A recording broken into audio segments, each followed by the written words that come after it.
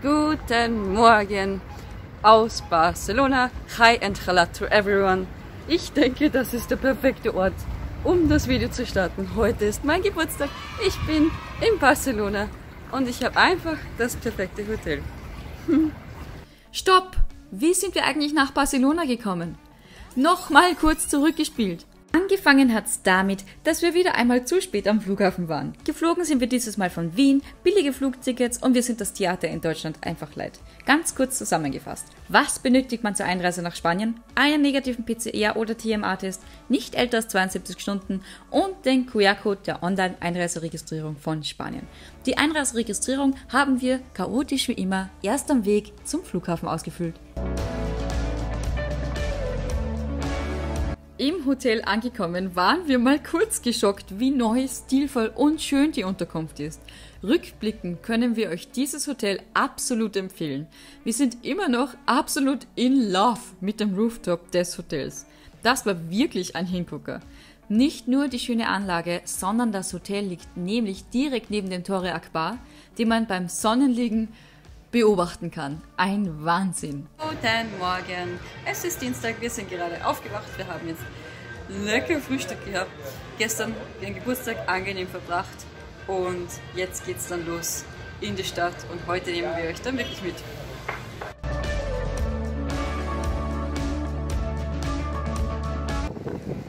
Das Frühstück wurde beendet, es war fantastisch und jetzt haben wir uns gedacht, wir relaxen jetzt noch kurz ein paar 10 Minuten ungefähr am Strand und genießen ein bisschen die Sonne. Hier die Facts. Barcelona ist mit 1,62 Millionen Einwohnern die zweitgrößte Stadt Spaniens, die Hauptstadt Kataloniens. Damit ist Barcelona nach Paris die am zweitdichtesten besiedelte Millionenstadt Europas. Im Ranking der Hauptstädte nach ihrer Lebensqualität belegte Barcelona im Jahre 2018 den 43. Platz unter 231 untersuchten Städten weltweit. Und die 7,5 Millionen Urlauber im Jahr sehen das sicher genauso. Sie ist Heimatstätte für den Fußballclub FC Barcelona, der Sagrada Familia und vielen weiteren Bauwerken und Parkanlagen. In keiner anderen Stadt als in Barcelona gibt es so viele Bauwerke, die in die UNESCO-Liste des Welterbes aufgenommen wurden. Wir haben es jetzt auf die La Rambla geschafft, genießen hier einen angenehmen Spaziergang. Die La Rambla ist ungefähr ein bisschen länger als 1 Kilometer lang und hat im Jahr von 80 bis zu 100 Millionen Besucher. Aber jetzt ist es einfach leer hier und wir genießen einfach unseren Aufenthalt ohne Leute. Wirklich ein Wahnsinn eigentlich.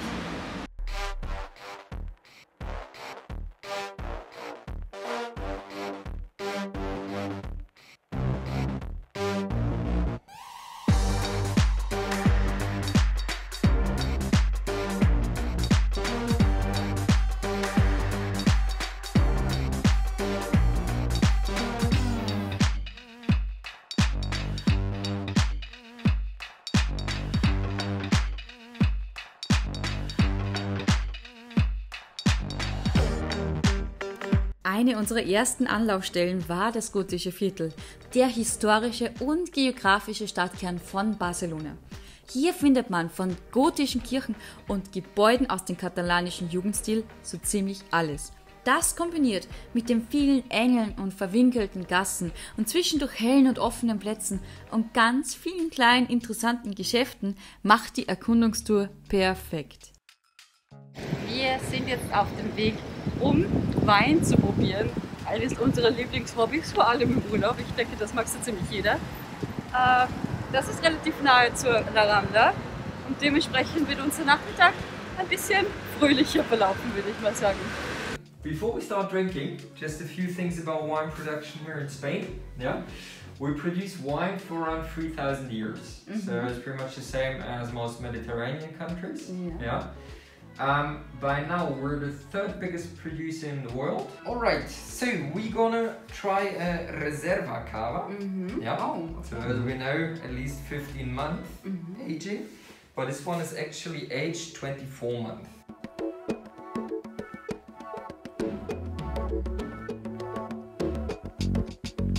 Ich Ich weiß, wir sind ja eigentlich hier zum Weinkosten. Aber wie jedes Mal in Spanien, ich bin eigentlich mehr in love mit Salami als mit Wein. Wir sind jetzt fertig mit unserem Wine-Tasting in Barcelona. Und ich will gar nicht zu viel darüber sagen. Es war fantastisch. Wir hatten unser Wine-Tasting mit Vincent, der zufälligerweise auch Deutscher ist. Dementsprechend war es sehr unterhaltsam. Ich kann es wirklich nur weiterempfehlen und wir geben euch den Link in die Infobox.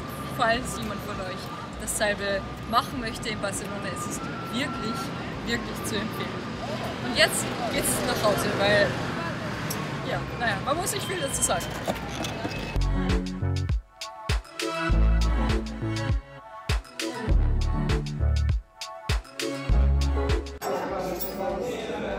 Guten Morgen zu einem anderen Tag in Barcelona. Wir stärken uns jetzt nochmal mit lecker Frühstück. Und dann geht es eigentlich auch schon auf zum Stand-Up-Paddeln. Haben wir eigentlich noch nie gemacht und dementsprechend haben wir uns gedacht, wir starten einfach mal am Meer. Aber warum sollte man schon am See starten zu Hause? Weil ja dann weiter, oder? Good. Change the side again.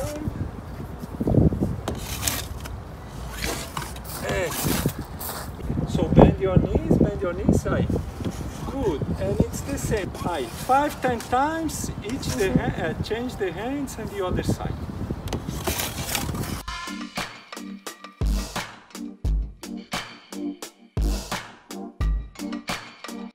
So, wir sind jetzt fertig oder haben unsere Lesson beendet. War eine sehr, wie soll man es neutral beschreiben, interessante Erfahrung. War aber schlussendlich eigentlich ganz lustig. Park Güell, Gaudis Hommage an die Natur. Oder auch Barcelonas Hommage an den zahlenden Touristen. Wir haben hier freudig 10 Euro pro Nase bezahlt. Ich denke, so ziemlich jeden ist dieser von Gaudi geschaffene Park bekannt. Oder zumindest der mit Bruchkeramik verzierte Aussichtsplatz mit Blick auf Barcelona. Neben der Sagrada Familia war dies Gaudis größtes Projekt. 1900 beauftragte Güell den Architekten Antoni Gaudi mit dem Bau einer Anlage nach Vorbild einer englischen Gartenstadt. Wir genossen hier unseren gesamten restlichen Nachmittag und können nur empfehlen, genügend Zeit mitzubringen. Nachdem wir eine kurze Pause vom SUP gemacht haben und uns einen Mittagssnack gegönnt haben, noch dazu, ging es jetzt endlich in den Park Güell. Nach langer Zeit haben wir es jetzt wirklich geschafft und waren wieder mal erstaunt, wie sagenhaft leer es ist. Im Gegensatz zu den Sommer, die man hier gewohnt ist. Wirklich menschenleer.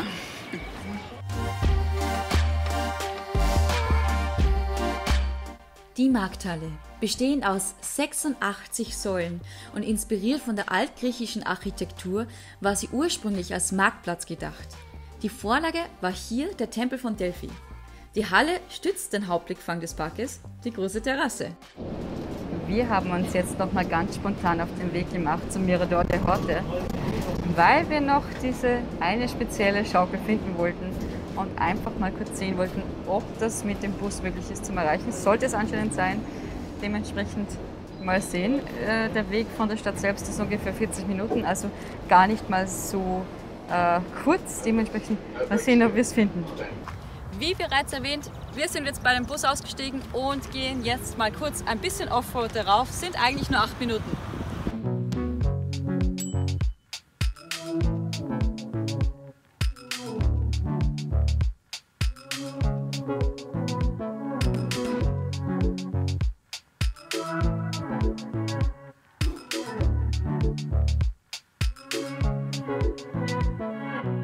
So enttäuschend ist das jetzt gar nicht mal eigentlich. Wir wussten ja, dass die Schaukel hier oben meistens gebrochen ist. Dementsprechend waren wir darauf vorbereitet, dass es eh keine gibt. Dementsprechend genießen wir einfach jetzt den Abend gemeinsam mit ein bisschen Bier und genießen einfach die wunderschöne Aussicht hier.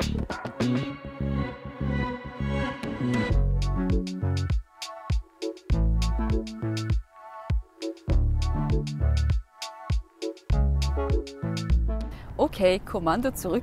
Wir haben jetzt eigentlich eher mehr per Zufall, als wir mit der Drohne geflogen sind, den zweiten Baum entdeckt. Also für jeden als Tipp, den ersten Baum, den man sieht, das ist nicht der Baum, den man eigentlich möchte. Man geht ein bisschen weiter hinauf und dann findet man diesen. Also hier ist eigentlich die Schaukel. Also von dem her nicht zu schnell enttäuscht sein, einfach ein bisschen weiter raufgehen.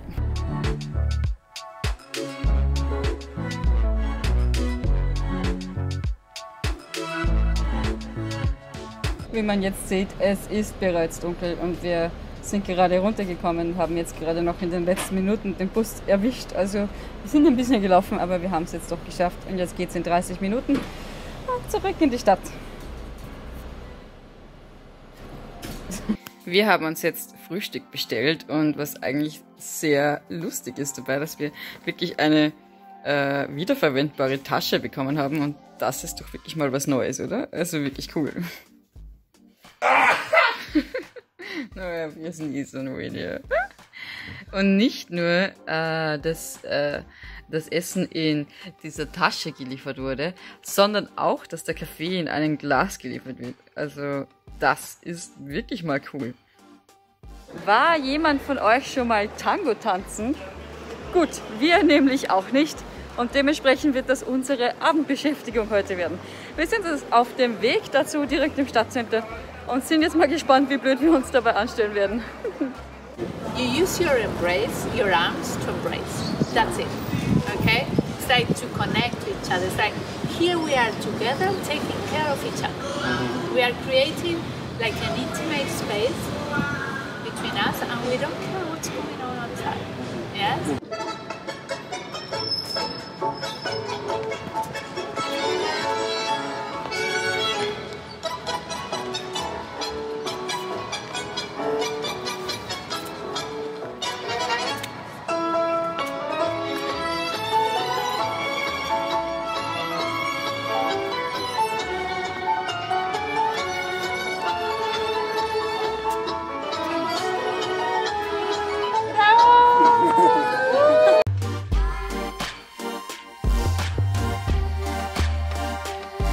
Zu guter Letzt hat es die Sagrada Familia doch noch in unser Video geschafft. Viele Tage sind wir daran vorbeigefahren, haben sie vom Hotel aus gesehen und am letzten Tag waren wir dann endlich dort. Das Wahrzeichen Barcelonas, das Meisterwerk von Gaudi. Interessanter Fakt, letztes Jahr war sie für 114 Tage aufgrund der Pandemie geschlossen. Es war die längste Schließungszeit in ihrer 138-jährigen Geschichte, mit Ausnahme während des Spanischen Bürgerkriegs. Guten Morgen, wir kommen gerade aus der Metro. Es ist unser letzter Tag in Barcelona und dementsprechend geht es jetzt auch zum Testen. Wir hoffen nur, dass es diesmal ein bisschen zärtlicher ist als in Madrid selbst. Aber sonst, ja, ist ja auch wieder in 5 Minuten erledigt. Aber ist morgens immer ein bisschen nervig, wenn man das noch kurz erledigen muss. Naja, auf geht's!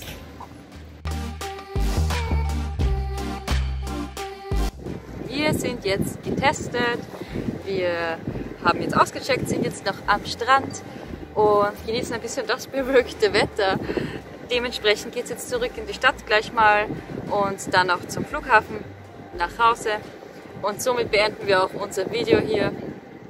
Es freut mich, dass ihr dabei wart. Nochmal würde es mich freuen, wenn ihr diesen Kanal abonnieren würdet. Und ansonsten kann ich nur sagen, stay safe!